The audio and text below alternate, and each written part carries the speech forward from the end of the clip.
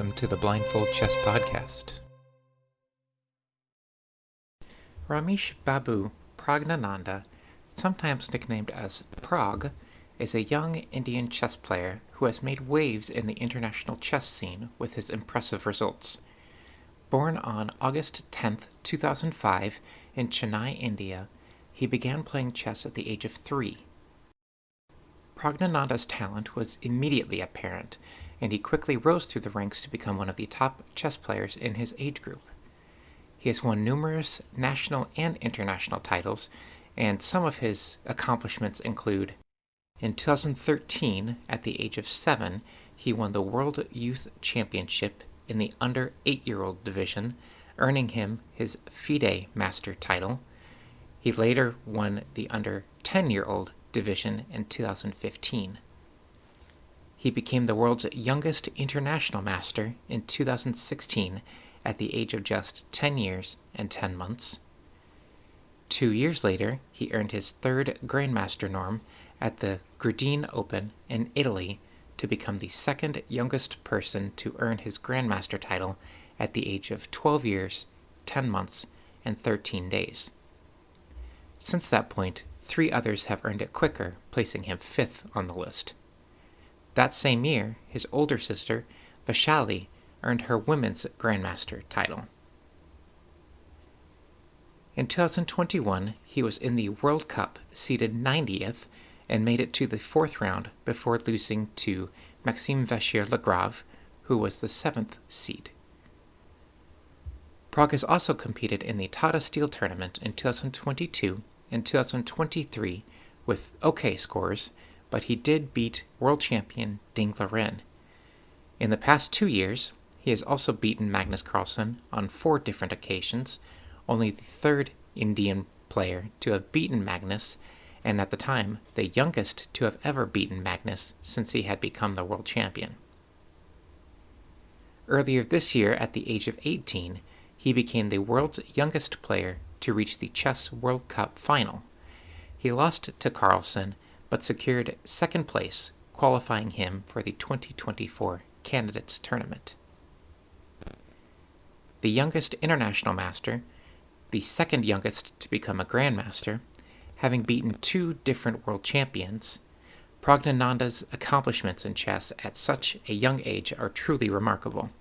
He has proven himself to be a fierce competitor and a rising star in the chess world. With his talent, we can expect him to achieve even greater things in the future. This week, we are going to go back fairly recently to the Reykjavik Open in 2022. Rameshbabu Praggnanandhaa versus Mathieu Cornette.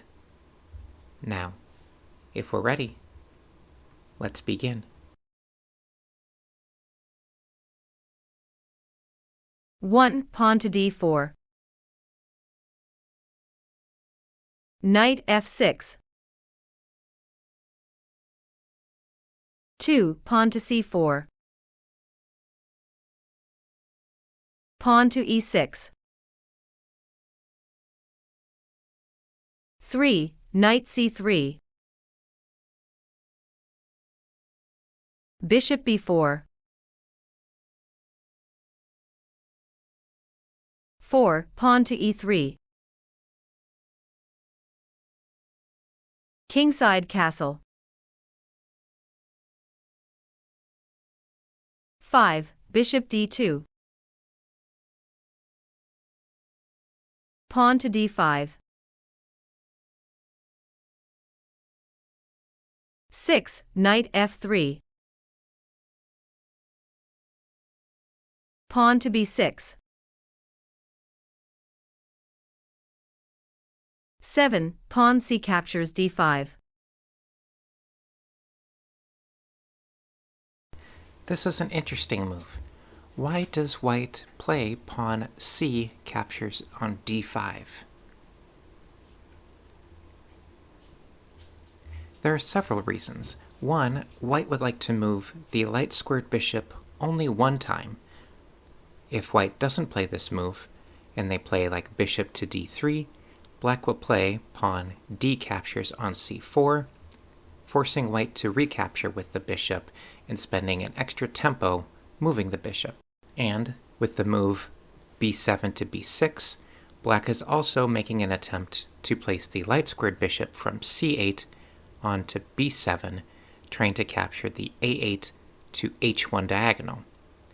By making black put a piece on d5, you're semi-closing off that diagonal.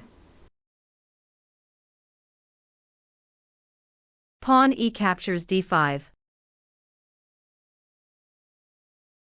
8. Bishop d3. Bishop b7.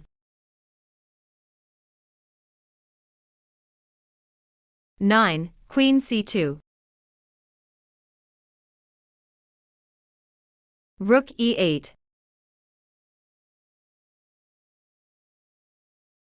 10. Pawn to a3.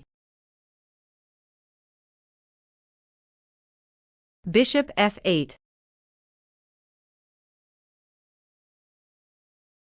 11. Knight g5. What is white's idea by playing knight to g5?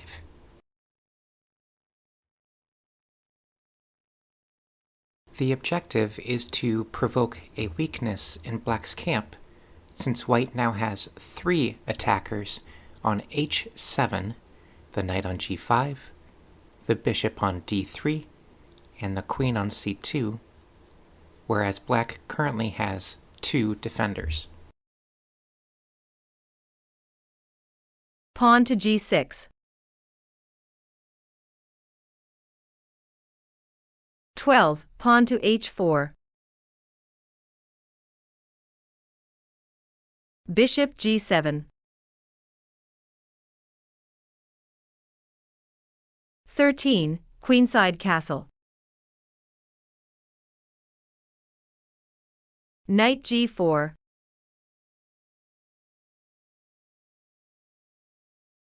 14. Knight captures h7.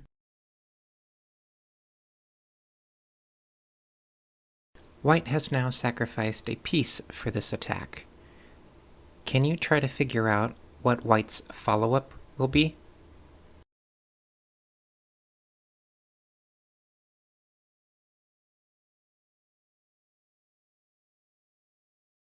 King captures h7.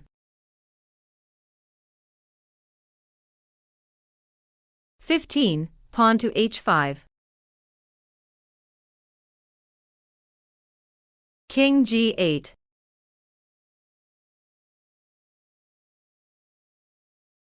16. Pawn h captures g6.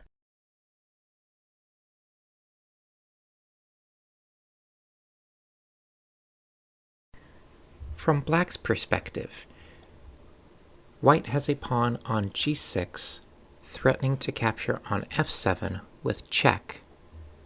However, black could play knight captures f2, forking the rook on h1, the rook on d1, and the bishop on d3. What would you do in this situation?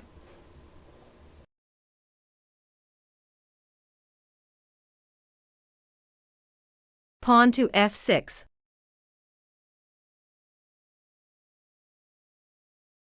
17. Rook d to f1.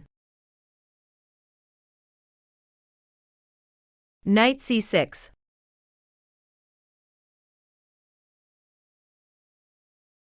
18. Knight e2.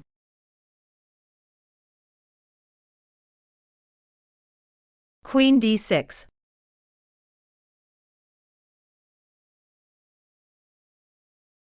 19. Knight g3. Knight e7.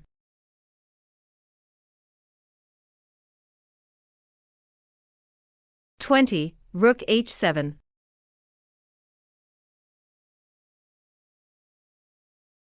Pawn to f5.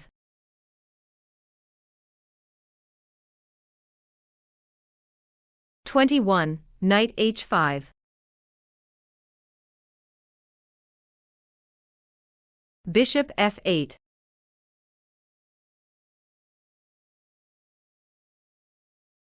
22. Bishop captures f5. Knight f6.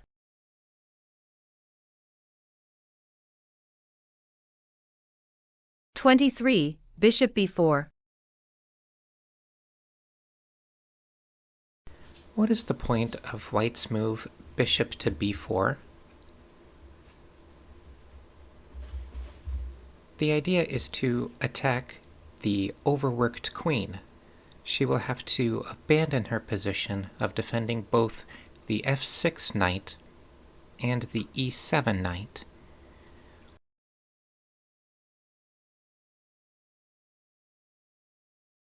Pawn to c5.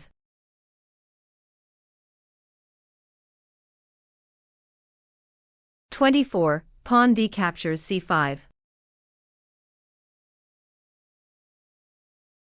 Pawn b captures c5.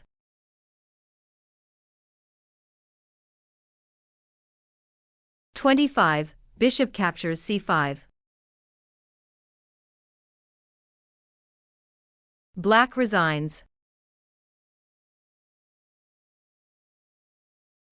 While Black's queen is currently under attack, White's idea is more to use the dark square bishop along the a1 to h8 diagonal by playing bishop to d4, and then, if Black will allow it, bishop captures f6, and then rook to h8 checkmate.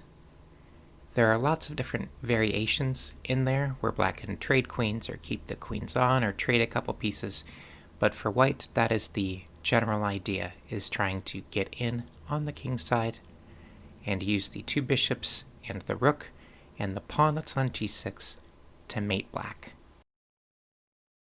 This is only a taste of what Praggnanandhaa can do. It's been amazing to see him continue to climb the ranks, and I look forward to seeing how he performs in the Candidates Tournament in 2024. So that is all that we have for this week. Tune in next time, where we will continue to work on our blindfold skills and look at another game of the Masters.